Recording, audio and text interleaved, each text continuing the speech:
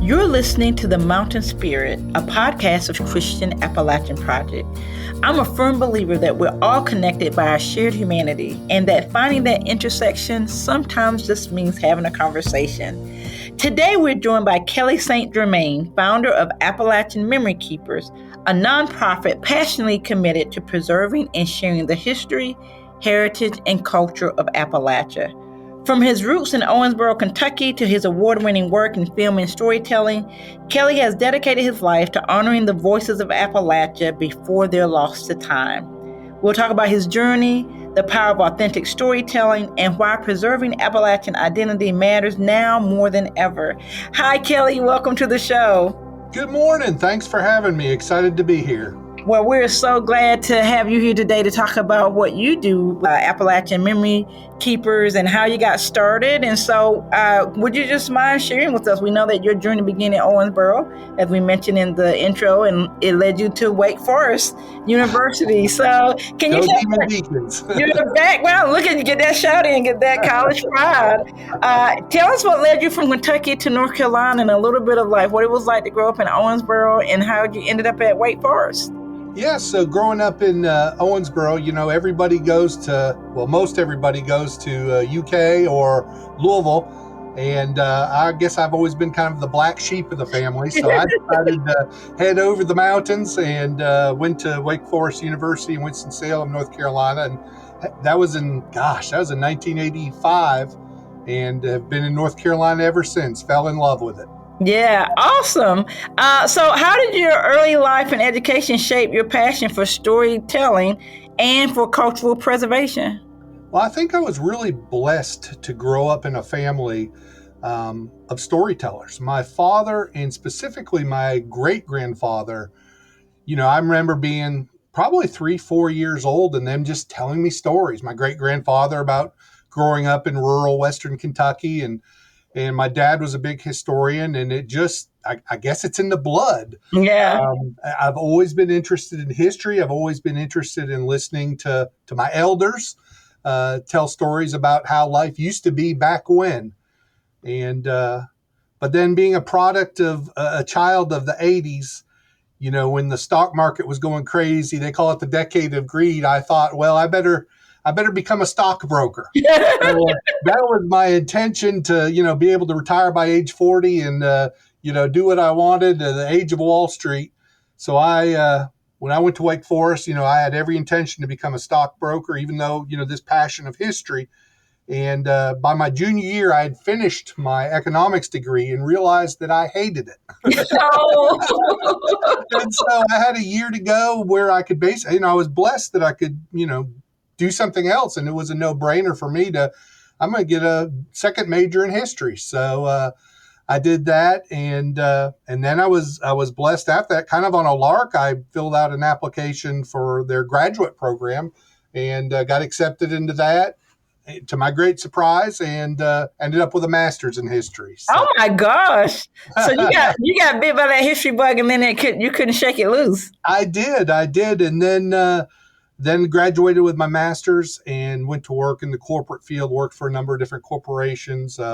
Ended up in the furniture industry, which is really big in North Carolina, doing marketing. And about 2000, I decided to go out on my own and started my own kind of digital boutique, as we call it, Germain Media, where we specialized in doing corporate videos and websites and films for literally businesses all over the country. Yeah. So tell us a little bit more about that. How has your vision for your company evolved over the years? So, we've always been, customer oriented, trying to do the best job. We do a lot of corporate histories. So we work with companies that are celebrating, kind of tying back into my love of history, working with companies that are celebrating big anniversaries, like 50 years in the same family, 100 years in the same family. But about 2016, maybe 2015, our Facebook for Germain Media had grown to about 11,000 people, and just kind of on a whim, because I've always been a history nerd. Besides my corporate stuff, I started posting history stuff, like Uh-huh. pictures of where I'd traveled through Appalachia. And to my great amazement, I didn't expect anybody to be interested in it. It started getting huge likes to the point where it was taking over my corporate stuff. People were more interested in the history that we were talking about. And so at that point in 2017, I realized we needed to find a home for this because there's a community out there that are interested in Appalachian history. So along with a couple other people, we formed a 501c3 and started the nonprofit Appalachian Memory Keepers. So before we jump into Appalachian Memory Keeper, because that's really the core of what we want to talk about on today's show, but I want to talk a little bit more about your company because you've earned numerous awards for your work. Can you share with us, was there a particular one of those history projects or corporate projects that was particularly meaningful or transformative for you and for your company? Absolutely. We, I believe 2013, we got asked by a regional TV network in South Central Appalachia to produce a series of documentaries for them on local history, which was, it was kind of one of those situations where I'd never done TV before, but as an entrepreneur, I said, yes, I can. Absolutely, I can do that. I'll say yes and figure out how afterwards. And it was, we committed at the beginning to create 5 30-minute documentaries. And we ended up doing 40 over Oh the my next goodness. couple of years. And so that really got me into the history side of documentaries and television production. And lo and behold, we ended up winning a national award for our work from the Rural Broadband Association. The award was presented in Seattle, Washington in 2014. But we were recognized for the best local television series in the United States. Oh wow. So That's a high honor. that was pretty cool. We were blown away. Didn't expect it. It was totally unexpected. And so that was one of those signal moments that really kind of pushed us, saying we can do this full time. Yeah. Yeah. Okay. So 2014 you win the award. 2017 you founded Appalachian Memory Keepers, and so you talked about that. Hey, we need to address all these folks on Facebook that's just like, we love Appalachian history. So why do you believe it's so important to preserve the stories and traditions of Appalachia, especially like it feels like today's world is so rapidly changing? Yeah. Why is that where you've landed? Well, 2 reasons. The first reason, kind of the guiding principle for when we started and still for what we do, was that I had the belief that it seemed to me in the national media that Appalachia was one of the last places in America that it was okay to ridicule and to make fun of. Yeah. And that really makes me angry. And so one of our guiding principles in Appalachian Memory Keepers is that we wanted to lift up the history, lift up the heritage, the customs, the folklore, because we think it's a culture. It's a multifaceted culture that deserves respect first, and it deserves to be remembered. So with that principle, we started working. And the second part of the answer is that so much of Appalachian history is being lost every day.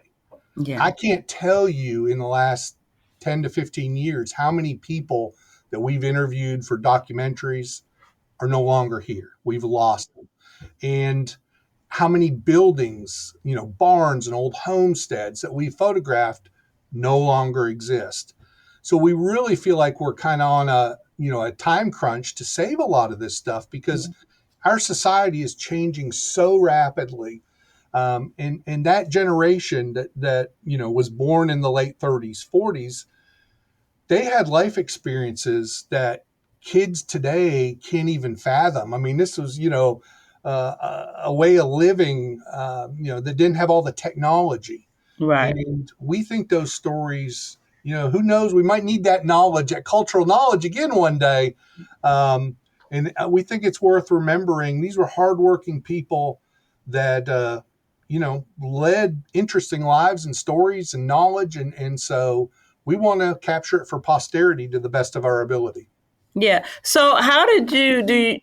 How did you first start like identifying the people that you would get these stories and then going out into the field to capture the photographs or the interviews? Where did that piece start for you? Social media. Social media is huge for us. So we're almost up to 62,000 people following us on Facebook. On YouTube, we've got 20,000 and almost 3 million views. So every day I get, in my in basket, I get messages saying, my grandpa did this, lives here, or our old homestead. And so that really, social media, we couldn't do what we do probably without the impact of social media. I almost liken it, people don't go to museums anymore. I mean, a lot of museums across the country are really struggling, especially small museums for budget reasons and other things. I almost think of Appalachian Memory Keepers as an online museum, and business is good. Yeah. Yeah.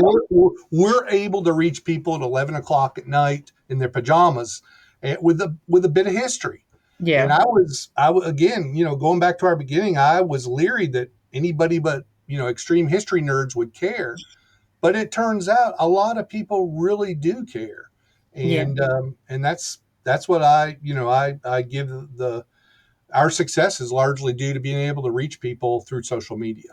Yeah. So, do you recall some of the stories? Like, what are some of the most powerful, or surprising stories you've uncovered through Appalachian Memory Keepers? Well, without a doubt, we've done several documentaries that we've been blessed to show all over the country. One of those is called Short Life of Trouble, The Legend of G.B. Grayson. And when people ask me who G.B. Grayson was, he was born in the county I'm living, but grew up in Johnson County, Tennessee. I always tell people he's the most famous musician that you've never heard of. Mm-hmm. And almost zero was known about him before we started our project. And we got a grant from an arts council in Tennessee to produce. It was supposed to be a 3-month project. It was about $5,000 they gave us to produce this documentary on G.B. Grayson. And it turned into a 3-year, $20,000 project because it was so difficult. We ended up going all over the country trying to, I felt like we were chasing ghosts, but in the end, we produced a documentary that told the story about this gentleman who was blind and played the fiddle in the 1920s, was busking. And then from 1927 to 1930, he hooked up with another musician who had contacts in New York City. So this is the earliest days of country music. If anybody has seen Ken Burns, his country music, this is right in the time that he's talking about. A lot of people will have heard of the famous Bristol sessions, which are considered the big boom of country music. Mm-hmm. That's the foundation of it in Bristol, Tennessee. Well, G.B. Grayson was playing during that time. He only recorded 40 songs from in 28, 29, and then tragically dies. But every one of those songs is played by the biggest acts, the Rolling Stones, Bob Dylan, the Grateful Dead, the list goes on today. But nobody knows that G.B. Grayson was the one that wrote them or the very first Yeah. one to play them. And so uncovering that story is by far one of the coolest things we've ever done. We ended up taking the finished film, which is available. People can watch it on our YouTube channel now for free. But it got accepted into 20 film festivals all over the country. And it was fun to tell people about G.B. Grayson. Yeah. So is there like maybe a lesser known story that has come through like on social media that someone's like, oh, my grandma, had this recipe, or my auntie was a storyteller? Is there a story like that you feel like, oh, I would have never found that out if we didn't have social media? Every day. A lot of times when I post a picture on, say, Facebook, for instance, I have no clue about the history of it. I mean, we don't have the research staff to, uncover every story. Typically I'll go on a photo trip and drive up, from North Carolina up into West Virginia, just taking pictures. I call it hunting and gathering. And then when I come back, I post those pictures over, weeks that I come back. And our community tells us, oh, that's Uncle Bob's dairy farm. Yeah. So that's been the best part of this, is a sense of community. I learn as much from our comments as I do anything.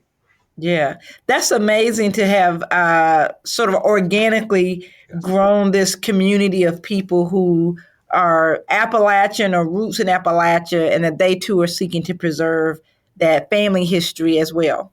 It's been so organic. I mean, as a small nonprofit, we have almost zero budget. We get a few donations that buy gas and a biscuit once in a while. But we really do this out of the love of it, and I find a lot of the organic nature of it that's really cool. You know, During the 1940s, there was not a lot of work in Appalachia. Um, and if you wanted a paying job, you had to go somewhere. So I'm sure you've heard of the Hillbilly Highway. So many people from, south central Appalachia headed north looking for work. A lot went to Detroit to work in autos. A lot went to Pennsylvania to work in mushrooms and dairy. A lot went to Washington, D.C. to work in, there's a famous shoe plant up there, Beta Shoe Plant. They worked in munitions. They worked in dairy farms in Maryland and around Washington. So they settled up there, but that generation never forgot where they came from. And so every summer they would bring their kids back to Appalachia to spend 2 weeks at grandma and grandpa's house. And those kids, that second and even third generation, are the ones that still live up north, but a lot of them are wanting to come back to their roots, have found us and follow us, wanting to learn about their history and heritage. So, it's almost this diaspora of Appalachians all over the country Yeah. is a large part of our audience, which is really cool. That is really cool. I love it. I love it. So pop culture, and we know often stereotypes Appalachia. You led with that earlier in the interview, talking about how pop culture ridicules Appalachians. How does your work challenge those narratives and offer a more authentic portrayal of the Appalachian region itself and the folks who live here and call it home? It's everything that we do. It's we like to say that we tell authentic Appalachian stories. It's fun to call people hillbillies and or worse. We challenge those by showing the real people behind the stereotypes and the myths, and talk about their life stories and their experiences, and that's the best way to combat stereotypes, is to show reality, and that's what we try to do. Stay tuned. We'll be right back. This summer, children face hunger with no school meals to count on. No food, no comfort, just hunger that won't go away. Thousands of children in Appalachia faced long days without a single meal.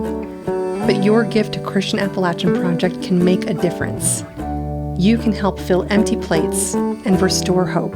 Give now at christianapp.org.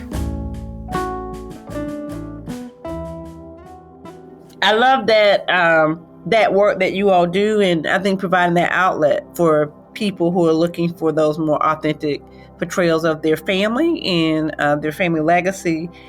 You've emphasized the urgency of capturing those stories before they're lost. You talked about how some of the pictures you take, and then now those places no longer exist, or of course we know our elders pass away. What strategies do you use to ensure that these voices are preserved for future generations? So it sounds like sometimes you're just in your car and you see things and you take pictures. Talk to us a little bit more about the process. So you get comments on social media or things that are interesting you. Maybe some people come to you. Talk to us a little bit more about the process of deciding what to capture and what to put out there on the site. Yeah, it's really a mixture of all those things that you mentioned. Social media is a beast, a content monster. And so producing enough, we post 2 to 3 times every single day on Appalachian Memory Keepers. And we've been doing that since 2017. Oh my goodness. Thousands. That's a lot of content. That's a lot of content. And so we really use a multifaceted strategy of, me or one of our volunteers just going out and like I say, a hunting and gathering trip. We'll pick a county. We'll go to Wythe County, Virginia, or we'll go to Monroe County, West Virginia is one of my favorite counties to go to. We're looking to get more into Eastern Kentucky. I really want to do more work up there. And we'll just, we'll do some Google Map searches beforehand. That Google Maps is fantastic for, you can see old barns and houses and kind of on old back roads. So that's one strategy that generates a lot of content. But every year, we try to do a major documentary like The Short Life of Trouble that I was telling you about. We currently have one we finished and are taken around to film festivals now called Money on a String, which is a history of the green bean industry in Ashe County, North Carolina. It's crazy, I know, green beans. But ultimately, like all good stories, it's about the people that picked the green beans. And so that was an industry that people have almost forgotten about. It generated millions of dollars in this area, in these 2 or 3 counties. The county next to us, Johnson County, Tennessee, during the 1960s, promoted itself as the green bean capital of the world. And we were in Ashe County, North Carolina. We were on there. We were riding their coattails as hard as we could. but then all of a sudden, the green bean business industry disappeared from this area as the Midwest, as big farms in the Midwest and Florida came online. It just totally devastated the business here in the mountains. And that was that. It's been forgotten, but it was so important because it literally generated millions of dollars. It was the first paying job that a lot of women had in this area because there was no factories or anything like that. It was the first job that a lot of kids had. And so that money was it was new money into the local economy. And it really helped, lift the standard of living quite a bit. And then, as things changed, people had capital to go into currently. Well, they went into tobacco, but now Christmas trees in this area is huge. And so, getting back to the strategy part of it, so that's an example of documentaries that we're trying to do once a year. And then we do various videos, lower production videos all year long. We feature those on our YouTube channel. The most popular one that we've ever done, which is crazy because we use fancy cameras on some of these, but I shot a house tour of an old house. It was built in the 1840s up in West Virginia. I shot the whole thing on my cell phone, and right now it's at like 1.3 million views. People love house tours of old homes. So we're trying to do more of those and feature those on our YouTube channel. A lot of those documentaries that I alluded to at the beginning of this show, we've broken up into pieces, and those are all available on our YouTube channel. So we have over like 150, 160 videos on all aspects of Appalachian history on our YouTube channel. So it's a great library. Yeah. So talk a little bit about your website, because I believe that if you're from a certain state, you can look at content. Can you talk how you all set that up to make it easy for people to find things that they'd be interested in? Yeah, we're really proud of our website. It's AppalachianMemoryKeepers.org. And you can see we've got links to all our videos there. We've got links to photos by states. We don't have a lot of photos there. If you want to look at our photos, Facebook is the best place to look. But the one thing that we do have, the one thing that we do have on our website that I'm really excited about is a story archive. A number of years ago, we started a program called our Artist in Residence program, where we invite people to submit an application and writing samples to us. And if we pick you, if you're chosen by our board, we pay, I believe it's a $300 stipend to write 10 original stories. And so we've got 20, 30 authors that we have funded over the years. Oh, wow. And we've got this massive story archive on our website of all original content that is really cool. And I one of my points in setting up the program was you didn't have to be a published writer. In fact, I almost didn't want you if you were a published writer. I wanted more oral histories, people that had never written before. And it's been so fun to see, some of these guys and gals really bloom and blossom. And, starting out by telling me, oh, I can't do that. I can't write that. And finishing like, well, can we do another series?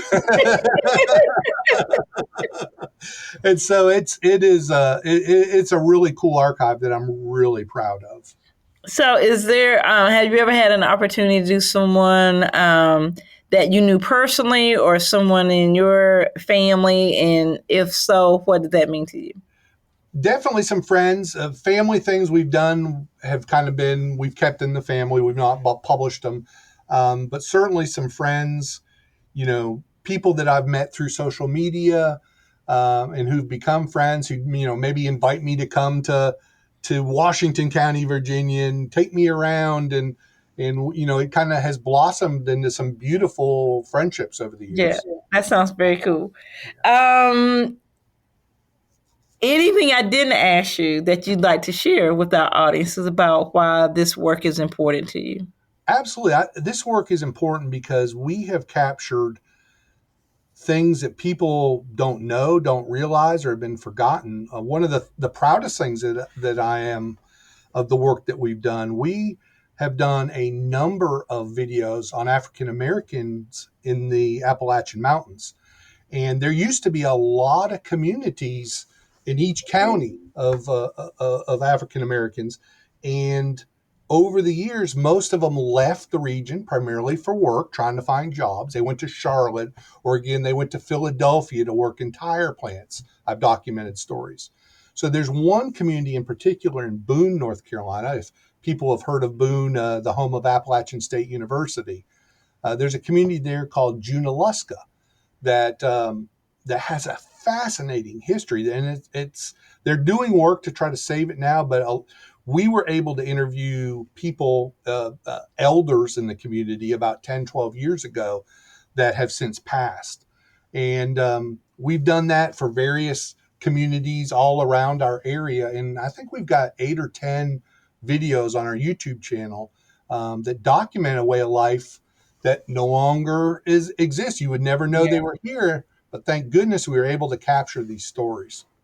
Yeah, that is so important. I love history too, and CAP just celebrated our 60th anniversary, and the same thing, just like digging through the archives and hearing people tell stories, and again, doing that work to try to capture, doing interviews with people, and just recognizing that if you don't strike now, that you may lose that history for good. You may lose that history, and I think particularly for today's youth, you lose a perspective. I like to say that I think all of us stand on the shoulders of giants. We didn't come into this world. I think modern society is all about the here and now. I want what I want when I want it. Yeah. And that's not a good philosophy. I think we need to have that perspective of those that came before and an appreciation of them. And so, in our work, we try to show that appreciation so that future generations will know from where they came from. Yeah. What makes you most proud of Appalachian culture? I think the work ethic, the patriotism, the can-do spirit of Appalachian people, and I saw that most recently. I live in a county that was hit really hard by Hurricane Helene. I know Asheville down in Western North Carolina, and they were hit bad, but it seemed like all the TV cameras were down there. We didn't have any TV cameras, but we were hit just as bad. I mean, it was devastating.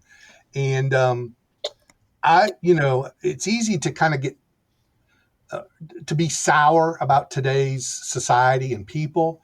Well, Hurricane Helene gave me, actually, the positive side of it gave me a little hope when I didn't think I had hope, because, the second people could start contributing, they did. They didn't wait for the government. They didn't wait for, state, local, national government. They jumped in. And I mean, supplies, people from all over the country were driving supplies here to our county.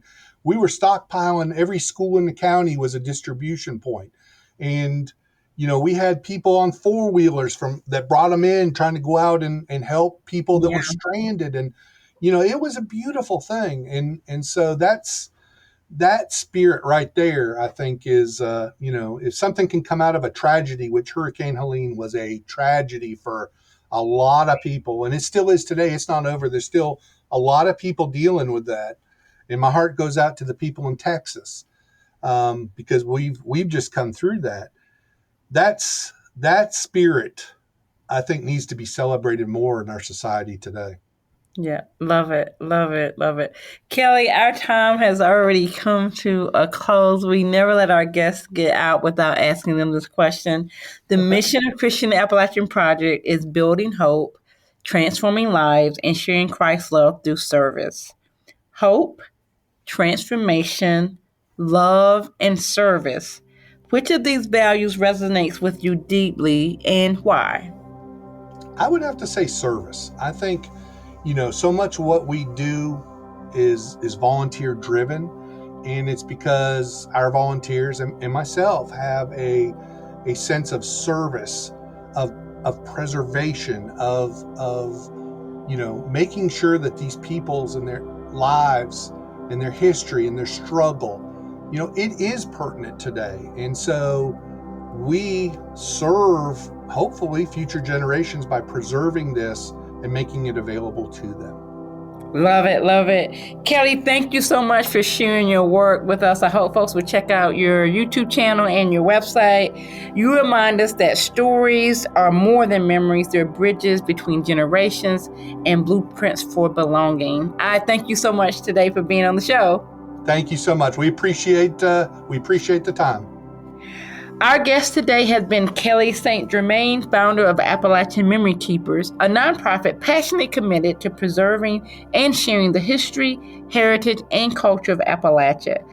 We hope you've enjoyed the show today and you'll check out next week's episode. Tell your friends to check us out too. You can follow the work of Christian Appalachian Project on all social media channels. And you can find this podcast on wearecap.org/podcast or wherever you get your favorite podcasts. Don't forget to leave us a review. We hope you've enjoyed the show. We love those reviews now. And if you like the show, please share it with your friends and families.